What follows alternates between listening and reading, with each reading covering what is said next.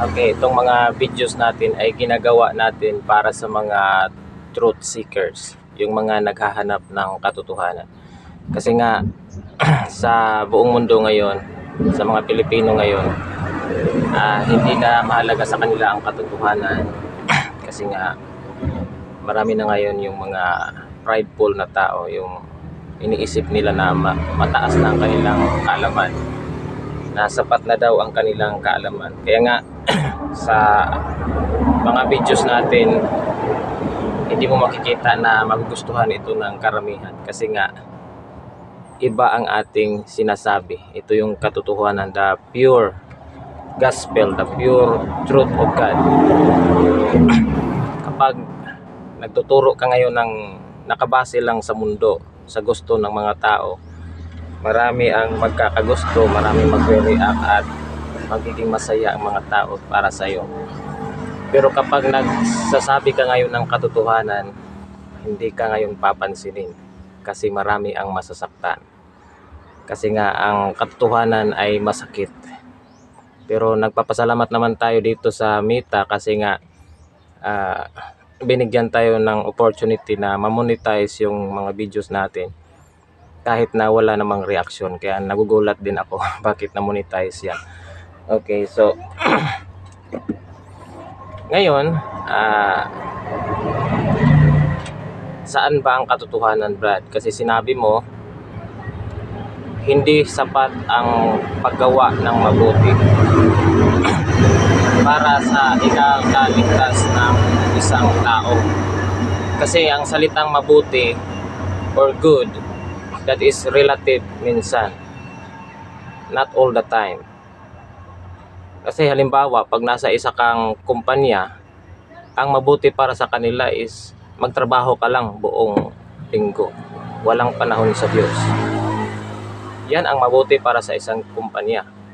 So, kaya nga it fights against God every Sunday and every Saturday. Kasi nga, minsan napaisip ka, saan bang susundin mo, ang kumpanya mo ba o ang Diyos? Dahil sabi ng Diyos, maglaan ka talaga ng isang araw, 2 araw para sa Kanya. So, kapag susunod ka lang sa mabuti, ikaw ay nasa maling daan. Pero kapag sumunod ka dito sa Emperor King, dito sa Hari, ikaw ay nasa Spirit of Truth. Ikaw ay sumusunod sa katotohanan. So mahalaga na pakinggan mo ito ngayon at sumusunod ka, sumusubaybay ka, dahil ikaw ay maligtas. Pero yung mga tao na pride lang, alam na nila daw lahat, hindi na nakikinig, walang kaligtasan yan. Kaya nga sinabi ni Jesus Christ, except a man be as this little child, he cannot enter into the kingdom of heaven. So kung hindi mo gagayahin ang gaya ng isang bata na mapagkumbaba, humble, nakikinig, hindi ka talaga makakapasok sa kaharian ng langit, sabi ni Jesus Christ. Ngayon, marami ang nag-iisip na, Brad, hindi na daw sapat, hindi na daw kailangan namin ang isang Emperor King. Kasi nga, sapat na daw sa amin ang pastor, pari, at itong mga vlogger na nasa loob ng YouTube, nagtuturo naman daw sila ng katotohanan sa amin. Pero, sino ba ang ipinadala ni Jesus Christ? Makikita mo dyan sa John chapter 16 verse 12 and 13 na may binanggit siyang Spirit of Truth. At ito ang El Elyon, ang Elohim. Nandito na ngayon sa mundo at nagtuturo sa inyong harapan sa katotohanan. So kapag hindi ka nakikinig dito, ibig sabihin, hindi ka nakikinig kay Jesus Christ. Ngayon, Brad, sa relihiyon namin, nagiging malinis naman kami. At siguro naman ay maligtas na kami. Kasi nga nag-promise sa amin ang aming mga guro na kapag nasa relihiyon ka daw ay maligtas ka, dahil si Jesus Christ daw ang magligtas sa amin, hindi ikaw. So, kaya nga yun ang resulta sa mga hindi talaga nagbabasa sa Bible. Hindi kasi nila alam kung sino yung ipinadala ngayon ni Jesus Christ. At hindi sila nagbabasa sa John 16. May nabasa nga sila doon na Spirit of Truth, pero hindi nila alam kung ano ang ibig sabihin doon. Kaya ngayon, nandito ng Spirit of Truth, hindi nila alam at hindi nila kilala. Kaya nga sinabi din ni Jesus Christ dyan na when the Spirit of Truth comes, the world cannot see Him. Ibig sabihin, they cannot recognize Him. Dating ng totoong hari, dating ng totoong emperor, hindi nila ma-recognize yan dahil confident na sila sa kanilang sarili na maliligtas na talaga sila. Subalit, kagaya ng panahon ni Noe, sabi ni Jesus, they will expect the unexpected. Hindi pala sila maliligtas. Okay, so ngayon, sapat na ba ang religion? Okay, kaya nga itinuturo natin last meeting yung three heavens of system. Mayroong tatlong sistema ang mundo. Ang pinaka-ibaba, ito yung walang sistema. Ito yung mga tao na mga walang Diyos. ED, Eternal Darkness, No God. So mga walang Diyos ay napabilang sila dito. So may naririnig kayong mga tao na hindi na naniniwala sa Bible. Inakala nila wala talagang Diyos kasi wala ngang evidence daw na magpagpatunay na may Diyos talaga. So nandito sila. Ngayon, mayroon ding tinatawag na serpent system or dragon system. Ito yung mga tao na nagre-rely lang sa kanilang self. Okay. Kaya nga makikita natin ito ay symbol kasi ng devil, symbol ni Satanas, yung ahas. So alam nila na may Diyos pero hindi sila sumusunod sa mga batas ng Diyos. Wala silang pakialam, ang kanilang sarili lang ang kanilang sinusunod. So makikita mo yan sa mga tao. So maraming mga tao na napabilang dito ngayon, alam nila na may Diyos pero hindi sila sumusunod sa batas ng Diyos. Okay. Nakabatay lang sila sa kanilang sarili. That is the first heaven system. Okay, may second heaven system naman na ang simbolo niya ay babae. Babae. Okay, ano ito? Ito yung mga religion sa buong mundo. Lahat ng mga relihiyon sa buong mundo ngayon ay napabilang sa woman system. Okay, ano itong woman system? Mababasa natin ito sa sa 2 Corinthians chapter 11 verse 2. Sinabi dito ni Apostol Pablo, sapagkat ako'y naninibugho tungkol sa inyo ng panibughong ukol sa Diyos, sapagkat kayo'y aking pinapag-asawa sa isa, upang kayo'y maiharap kay Kristo na tulad sa dalagang malinis. Na tulad, kayo'y maiharap ko kay Kristo na tulad sa dalagang malinis. Okay, yung iglesia pala noon ay inihalan tulad sa isang dalagang malinis. However, sabi ni Jesus Christ dyan sa parable of 10 virgins, sa buong mundo ngayon, mayroong 10 relihiyon na malapit sa katotohanan. There were 10 virgins, or ibig sabihin 10 relihiyon. Kaya nga, hindi lang isang relihiyon ang ililigtas ng Diyos, marami ang ililigtas niya. Pero, sa paanong paraan ba? Makinig ka ng maayos. Kasi baka isipin mo, sapat na daw, Brad. Okay, ang mga relihiyon ngayon ay kagaya ng isang babaeng malinis. Kaya nga kapag papasok ka sa isang religion, they are striving to be clean and pure sa pamamagitan ng pagsunod sa mga batas ng Diyos. Of course, in the second system, they are doing the will of God also by obedience of the law. Okay, kaya nga kapag papasok ka sa isang relihiyon, maraming mga batas na dinidisplay, binabasa doon sa pulpit, doon sa tribuna ng mga ministro, pari, or whatever, ano pang religion na pinapasukan mo. So, napabilang dito ang Katoliko, Iglesia, Born Again, Sabadista, yung mga Seventh Adventist, Mormons, Miracle Crusade, ano pa yung mga religion na they are trying to obey the law of God.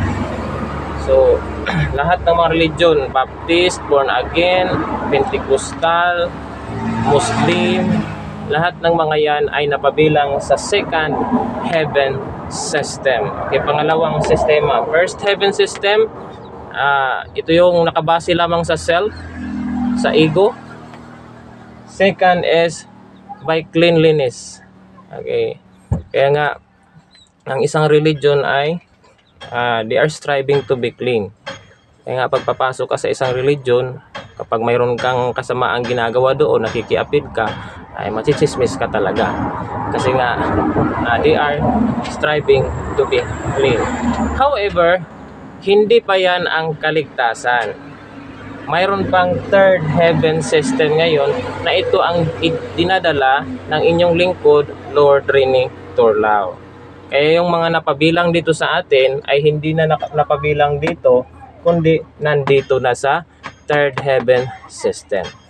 Kaya nga, sabi ni Jesus Christ, the parable of 10 virgin says na ang 10 babae, may 10 babae na ang 5 niyan ay wise at ang 5 niyan ay foolish. Okay, ang wise, sumasama sila sa hari. Whereas ang mga foolish ay prideful. Hindi sila naniniwala sa atin. So, napakahalaga na napakinggan mo ito ngayon because God is now trying to display in the front of you, dito sa harapan mo, sa katotohanan na mahalaga para sa iyo at sa iyong kaligtasan. Dahil ang pagsunod sa hari ay ang tunay na kaligtasan. Okay, kaya nga tinawag ito ni Jesus Christ na Spirit of Truth. Sabi niya dyan, however, when the Spirit of Truth is come, He will guide you into all truth. Okay, ito yung mag-guide sa iyo sa lahat ng katotohanan. Ngayon, gusto kasi nila, dapat Brad, si Jesus talaga ang pupunta sa amin, hindi ikaw. Eh, sinabi na dyan ni Jesus Christ na ibang spirito ang darating eh. Ngayon, ang iba naman, Brad, espiritu. So, ibig sabihin, hindi nakikita. Okay, dyan sa Bible, mayroong 2 uring spirito na binanggit ni Jesus Christ. Ang espiritu na binanggit niya, yung mga walang buto at laman, yun ay invisible na spirit. Mayroon din namang spirit na ang binanggit niya ay isang taong mangangaral. Okay, 2 uri. Actually, hindi lang 2, maraming iba't ibang paraan na ginagamit ang salitang espiritu. But this time, ang espiritu na binanggit ni Jesus Christ ay napatungkol sa isang mangangaral na may corona or emperor king. Na kapag sumunod ka dito, you will have the covenant na matatanggap mo yung kasal, the heavenly wedding. Okay, so hindi mo pa ito madaling maintindihan, kaya mas maganda na pakinggan mo yung iba nating mga videos at mas maganda mag-like ka para makasunod ka, makasubaybay ka sa ating mga videos. Kasi nga ang mundo hindi nila alam ito. Yung tinuturo natin ngayon, hindi nila ito alam. Kaya nga sa panahon natin ngayon, tinatawag ito ni Jesus Christ na apocalypse. Tinatawag ito ng mga apostol na the days of revelation, dahil ngayon ay ilalantad na ang katotohanan sa pamamagitan ng isang hari, sa isang mangangaral. So kapag doon ka nakikinig sa mga YouTubers, diyan ka sa mga vloggers, mga ibang mga preachers na hindi naman ipinadala ni Jesus Christ, ikaw ay nagkakasala. Kanino? Sa espiritu. At kapag nagkakasala ka sa espiritu, wala ka ng kapatawaran. So, kawawa ka. Kaya nga mag-ingat ka. So dapat, dito ka na makikinig at dito ka na magsusubaybay para malaman mo ang katotohanan at ikaw ay maligtas. So, Brad, ayaw ko kasi yung kagwapuhan mo. Gusto ko yung kagwapuhan ng kagaya ng isang preacher doon. So, huwag kang tumingin sa physical. Kaya nga sabi ng Panginoon, God does not look on your countenance, kundi tumitingin siya sa puso. Kaya sundin mo ang Diyos. Huwag kang tumingin sa physical, kundi sa puso ka rin tumingin. Sa katotohanan ka tumingin. So, ang mundo ngayon ay dito lang sila sumusunod. May mga tao na walang Diyos, the eternal darkness, kadiliman, yung mga tao na sumusunod lamang sa kadiliman, mga tao na sumusunod kay Satanas, dragon system, yung sumusunod lamang sa kanilang sarili. Alam nila na may Diyos pero hindi sila sumusunod sa batas. So mayroon namang mga tao na mga religious person, they are woman system, na sumusunod sila sa batas, pero hindi sila naghahanap sa hari. Sasabihin lang, mayroon na kaming hari, Brad, pero yung hari nila is only a temporal king. So kagaya ng mga, for example, yung mga kaharian na nandito sa lupa, for example, yung kaharian ng United Kingdom, dito sa Pilipinas may mga iba't ibang kaharian din. So mga maharlika. So that is only the woman system kingdoms. And some of them are belonging to these kingdoms. So ikaw ay nakasunod sa katotohanan kung ikaw ay pumasok sa kaharian ng third heaven system or the highest heaven system. Kaya hanapin mo ang Most High King.